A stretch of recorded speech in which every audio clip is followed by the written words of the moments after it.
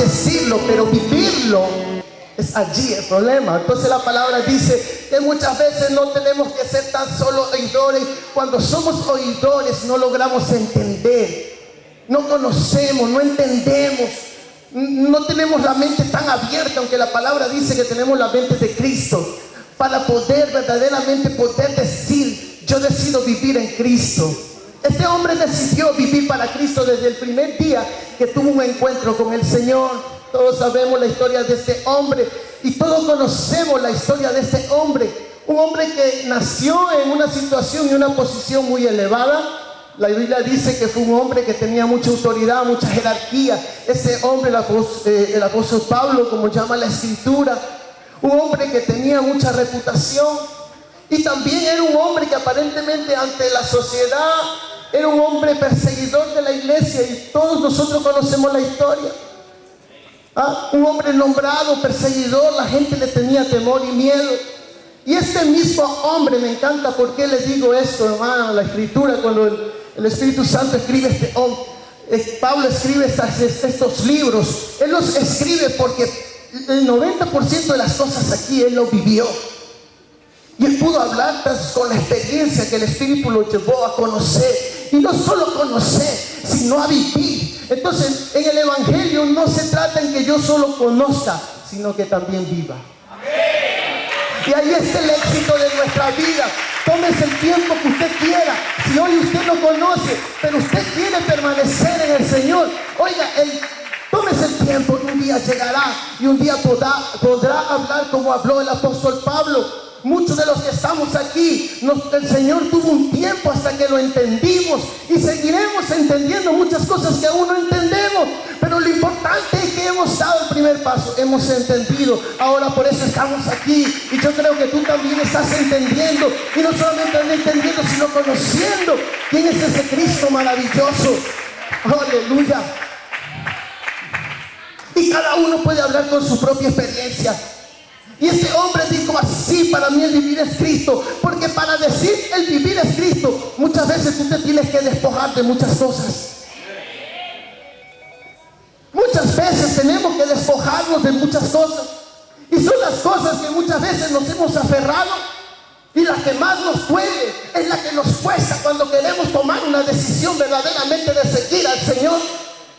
¿Cuántos en esta noche no han conocido al Señor? Me gustaría saber. ¿Cuántos no han conocido a Cristo? Todos somos creyentes, todos hemos conocido a Cristo. Si hay alguien que en esta noche no ha conocido a Cristo, pero en el mero hecho de querer venir a Cristo, vas a tener que tomar una decisión y vas a tener que dejar muchas cosas en tu vida. Y eso nos pasó un día a nosotros. Y ese hombre tuvo que dejarlo todo: posesión, bienes, autoridad, fama. Él lo dejó todo por amor a Cristo. Y cuando Dios lo llamó al ministerio, dice que fue un hombre que sufrió, pasó persecuciones, pasó por cárceles. Y aún en medio de las tribulaciones, en medio de las preocupaciones, oiga, un hombre tremendo. Dice que él se gloriaba, él se alegraba, él enviaba cartas de ánimo estando en la cárcel para alentar a los hermanos. Y dicen que los hermanos, cuando escuchaban las cartas de este hombre, se alegraban y se gozaban, y eso los impulsaba a seguir predicando más el Evangelio, a seguir creyendo más en el Señor. Tan solo las tribulaciones de este hombre, podrá alguien en esta noche, en tiempos de tribulación, poderse gozar y dar aliento a alguien y decirle verdaderamente: tú necesitas gozarte en medio de la tribulación. Solo uno lo puede decir cuando Cristo está en nuestro corazón.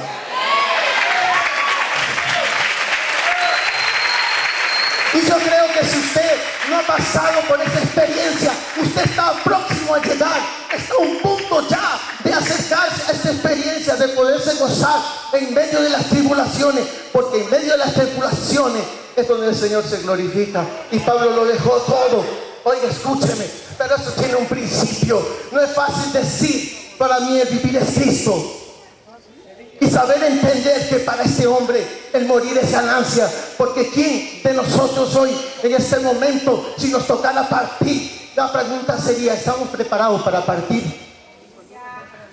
Gloria a Dios. Quizá usted diría, no, Señor, espérate un ratito más, que aún no estoy preparado. Pero si nos tocaran esta noche, ¿está preparado usted para partir con el Señor? Muchos tienen miedo de la muerte. Muchos no esperan que ese día llegue, pero este hombre anhelaba que ese día llegue. Este hombre anhelaba partir para estar con su Señor. Eso es tremendo. Solo un hombre, cuando decide vivir para alguien que conoce, que en este caso es Cristo, puede decir estas cosas. Bendito sea su nombre. Y la Escritura dice que este hombre lo dejó todo. Y yo le hago una pregunta a usted. Yo también me he hecho esta pregunta. Quizá en tiempos atrás hubiera sido difícil dejar muchas cosas en mi vida, y yo lo reconozco, y muchas veces esto nos pasa a todos los que estamos en este ejército. Porque muchas veces el desprendernos de las cosas cuesta, pero cuando estamos en Cristo, sea la buena o no nos guste, los procesos de Dios para nuestras vidas son distintos. Y muchas veces nos cuesta dejar, muchas veces lo que más queremos. Porque a veces pensamos que la vida es el trabajo, o pensamos que la vida es llenarlo a través de bienes, o estamos buscando de pronto ser alguien en la vida para buscar un reconocimiento. Todo eso es bueno. Pero si no está Cristo en el corazón, no tiene sentido. Y nosotros pensábamos así antes, y decíamos que teníamos a Cristo en nuestro corazón, y pensábamos así, y nos afanábamos, porque la mayoría de los que estamos aquí hemos venido tan lejos. Y yo les digo en lo personal digo, yo vine por querer trabajar y tener una situación diferente. Pero también era consciente, yo necesitaba buscar una iglesia. Pero yo venía para estar en una situación distinta, porque la situación en nuestro país ya no se podía aguantar. Pero yo les digo una cosa, esos fueron mis planes. ¿Cuáles eran los tuyos? ¿Cuáles eran los tuyos? Yo estaba viviendo para mí mismo, porque pensaba en mi familia, pensaba en lo mejor para ellos. Pero no pensaba en sí al 100% de quién podía darme todo lo que yo quería, que era el Señor. Y yo te digo una cosa, yo no había hecho tantos planes en mi vida como usted ha hecho muchos planes en su vida. Pero le digo una cosa, cuando entendí que todo aquello que tú habías creado en tu mente y te habías trabajado, cuando te das cuenta de que la Biblia te dice buscar el reino de Dios, su justicia, la palabra, tú dices, cierto, es verdad, ¿qué he estado haciendo? Todo lo he hecho dentro de mi voluntad, pero no lo he hecho bajo la voluntad de Dios. Y a muchos nos ha pasado eso. Hemos llegado a esta nación con planes, y aquí en esta nación Dios ha cambiado muchos planes de nuestra vida. Muchos vinieron inconversos y aquí se han convertido. Muchos vinieron con el ánimo de trabajar y aquí están sirviendo en la casa. Muchos llegaron con la convicción de ser un líder y Dios ha nombrado pastores. Usted pensaba que nunca Dios lo iba a tomar en cuenta y levantar un ministerio como este, porque sus planes no eran distintos, porque los planes de Dios eran otros. Y entonces estamos viendo que cuando Dios introduce sus planes en nuestra vida empieza a tener sentido.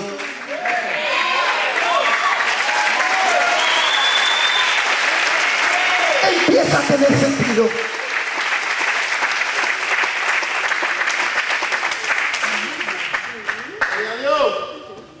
Y qué maravilloso es saber entender los propósitos de Dios cuando verdaderamente dejamos que Cristo ocupe el lugar en nuestras vidas. Por eso usted va a encontrar en la iglesia muchos que caminan sin orientación y no saben qué hacer. Por eso Dios es fiel y misericordioso, y ha puesto hombres en la casa de Dios para poderte ayudar a orientarte.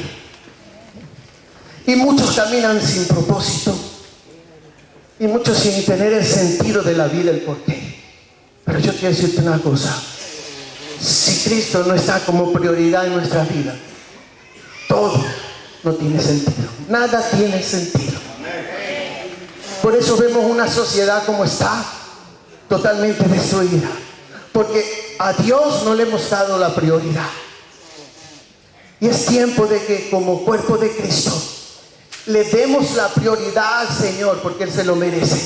Que Él sea, oiga, que Él sea nuestro sentir, que Él sea el Señor de nuestra vida, que Él sea quien tome las decisiones en nosotros. Oiga, ¿sabe por qué le digo eso? Porque cuántas decisiones hemos tomado y han sido fracasos en nuestra vida.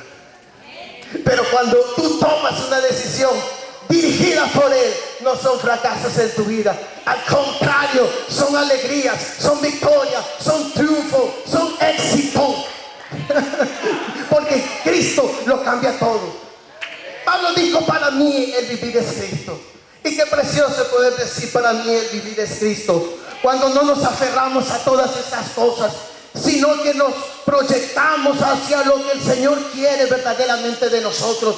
Cuando nuestra vida ya empieza a tener sentido y empezamos a entender: Señor, yo sé que algo tú tienes para mí. Entonces nuestra vida cambia. No cambia por lo que somos, sino por lo que Él está haciendo en nosotros. Por eso yo digo siempre: el estar en la casa de Dios, el servir al Señor, el ocupar un puesto de Dios, no es porque tú te lo has ganado, ni porque yo me lo he ganado.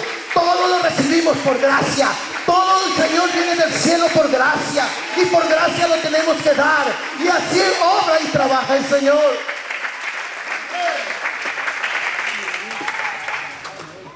Quizá la palabra de esta noche no sea para usted, pero quizás sea para otro. Para mí el vivir es Cristo, el morir es ganancia. Tengo 5 minutos más.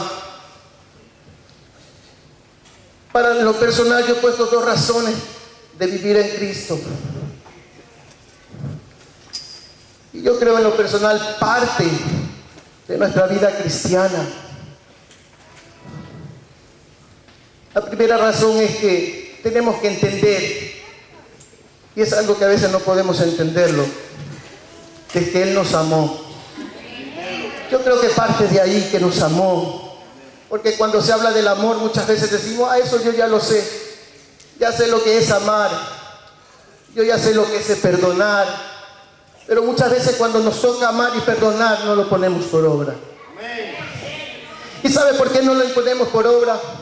Y a veces los siervos aquí doblan rodillas. Yo creo que sí. Ellos doblan rodillas para que tú y yo entendamos cada día lo que es amar y perdonar. Amén. Porque la palabra lo dice. Y una de las razones por la cual nosotros hemos tomado quizá una decisión de vivir en Cristo, una es: tenemos que entender de que Él nos amó.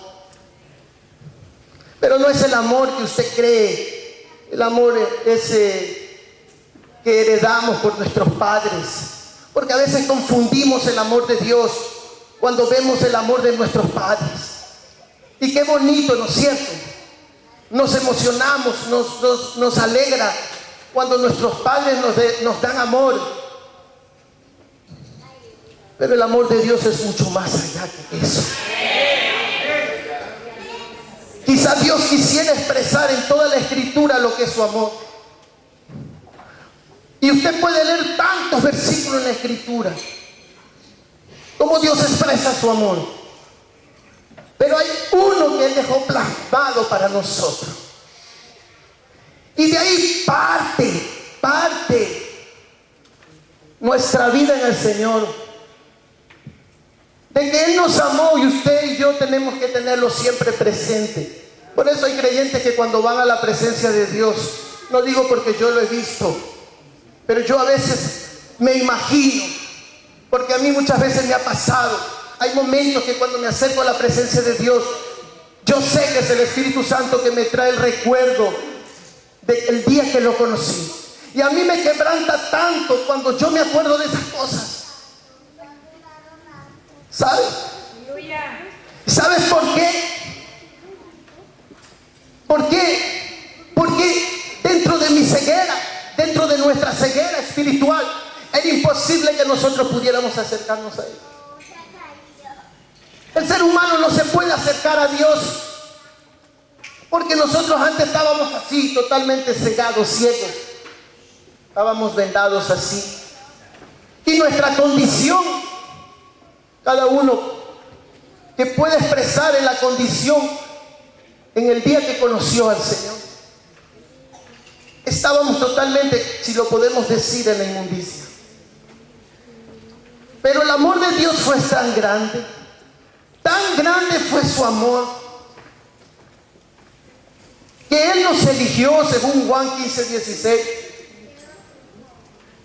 Él de su propia voluntad nos hizo nacer, según Mateo 11:27. Y Él nos amó de una manera incondicional, según Juan 3:16 y 17. Y nos amó tan solo enviando a su Hijo. ¿Quién estaría dispuesto a dar su vida por otro? Nadie. Oiga. Pero sin embargo, Dios lo hizo por amor. Cuando yo entiendo este amor, es imposible a veces poderlo explicar. Cuando yo entiendo este amor y yo me veo en la condición en que estaba, me doy cuenta que las palabras, no hay palabras como describir esto. En la condición en la cual yo estaba, Cristo se ofrece por mí, ofrece su vida como propiciación de mis pecados, paga el precio por mí y te dice: a ti, iglesia, te compré a precio de sangre. ¿Te está entendiendo eso? A ti, iglesia, te compré a precio de sangre, para que no te olvides que hubo uno quien te redimió.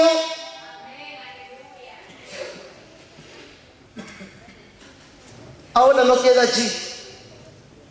Y nos quedamos tan solo con eso y mucho a vivir la fiesta. Pero no le hemos puesto el sentido al mensaje que nos quiere decir.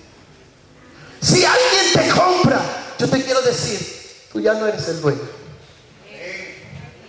Ya eres propiedad de otro. Y cuando tú te sientes propiedad de otro, tu vida no te pertenece, porque eres propiedad de otro. Cristo pagó por ti e hizo tu propiedad. Él fue quien pagó por nuestros pecados en la cruz. Y nos compró y nos lavó. ¿Y sabes por qué? Porque nos amó. ¿Tú sabes qué significa eso? Que alguien muera por ti sin conocerte, así. Ofrecer su vida así. Por eso, hermano, yo quiero decirle una cosa. Usted y yo no nos pertenecemos. Le pertenecemos a aquel que nos compró. Usted es propiedad de Él. Y yo le quiero decir una cosa. Si usted se considera propiedad de Él, oye, escuchen. Si usted se considera propiedad de Él, yo le voy a decir una cosa. Y usted ha entendido lo que es el amor de Dios. Oye, usted ha entendido este sacrificio. Déjeme decir, usted va a pensar distinto. No va a hacer lo que hacía antes.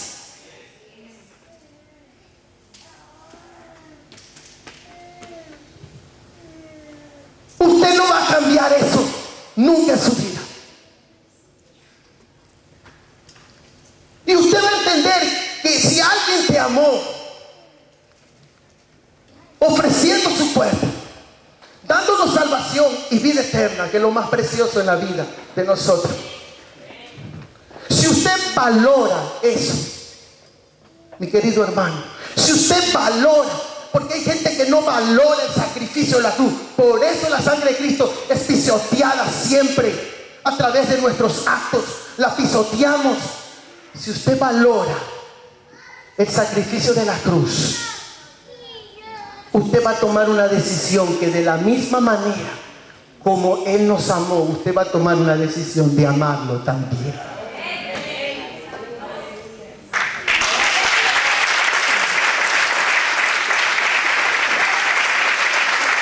Si es para el Señor, dele más fuerte.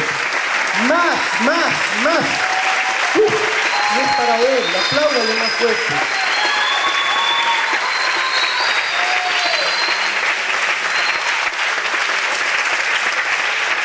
Y usted va a tomar la decisión de amarle a Él.